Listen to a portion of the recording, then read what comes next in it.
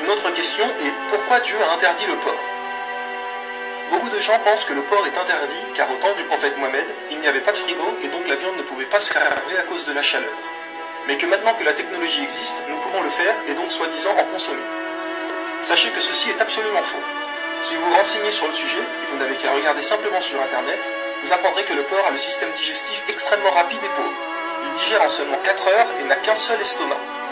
Contrairement aux viandes autorisées, comme par exemple la vache, qui digère en 24 heures et possède 4 estomacs. Ce qui fait que le porc n'a pas le temps d'éliminer les toxines et que donc celles-ci vont dans sa viande. Le porc est le seul animal omnivore qui ne dispose pas d'un enzyme. C'est ce qui permet de détruire ses déchets et toxines alimentaires. Il ne les élimine pas. Et vous savez que le porc mange n'importe quoi, comme des animaux morts, ses excréments, etc. Donc si une maladie ou quoi que ce soit va dans sa viande, vous la mangez aussi. La consommation du porc peut être la cause de pas moins de 70 types de maladies. Une personne peut avoir plusieurs helminths, comme l'ascaride, l'ankylostome, etc. L'un des plus dangereux est le ténia solium, qui dans la terminologie courante est appelé ténia, ou ver solitaire. Il se réfugie dans l'intestin et il est très long. Les œufs pénètrent le système sanguin et peuvent ainsi atteindre pratiquement tous les... S'ils pénètrent dans le cerveau, ils peuvent provoquer des pertes de mémoire. S'ils pénètrent dans le cœur, ils peuvent provoquer un arrêt cardiaque. S'ils pénètrent les yeux, ils peuvent causer la cécité. Et s'ils pénètrent le foie, ils peuvent dommager. Ils peuvent endommager presque tous les organes du corps. Une idée reçue que le fait de bien cuire la viande tuerait les œufs est fausse. En effet, dans un projet de repris aux États-Unis, il a été découvert que parmi 24 personnes ayant contracté le ténia solium, 22 avaient fait bien cuire leur viande de porc. Cela prouve que le fait de bien cuire la viande ne change pas. L'acide urique est une substance dangereuse pour le corps humain. Il est important de savoir que le corps du cochon ne se débarrasse que de 2% de son acide urique. Les 98% restants ne sortent pas du corps. Pourquoi croyez-vous que pour beaucoup chez son médecin, le docteur lui dit très fréquemment « arrêtez la charcuterie ». Il y a beaucoup d'autres choses sur l'organisme du porc, mais cela prendrait trop de temps de tout mentionner. Mais voilà que Dieu m'a interdit dans le Coran en disant « vous êtes interdit la chair de porc ».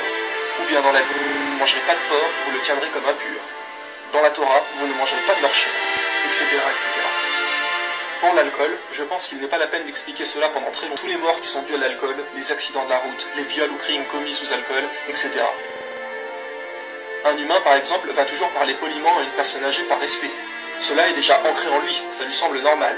Mais sous alcool, nous perdons toute logique, et celui-ci peut lui parler mal. Quand vous allez aux toilettes, vous vous cachez toujours des gens. Par contre, en étant ivre, cela ne vous dérange pas d'uriner devant tout le monde. Tous nos principes disparaissent. Nous ne savons plus faire la différence du bien et du mal.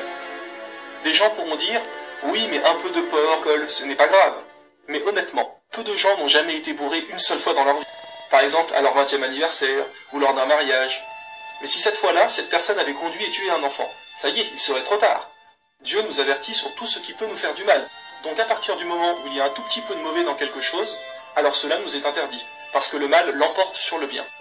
Dieu nous dit qu'il y a des choses bien dans l'alcool, et que d'ailleurs il y en aura au paradis, mais que celui-ci ne sera pas enivrant, et ne nous fera donc pas perdre notre raison. Dieu nous a dit dans le Coran, son mal est plus grand que son utilité. Cela n'est-il pas vrai? L'alcool a tué beaucoup de monde. Par contre, combien de personnes a-t-il sauvé?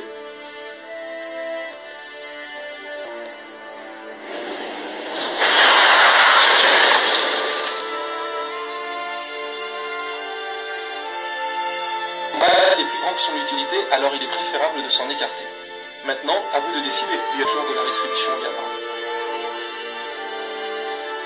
Des gens peuvent dire, oui, mais si le porc est mauvais, alors pourquoi est-il bon au goût? Mais quand on réfléchit, c'est tout à fait logique, étant donné que c'est un test.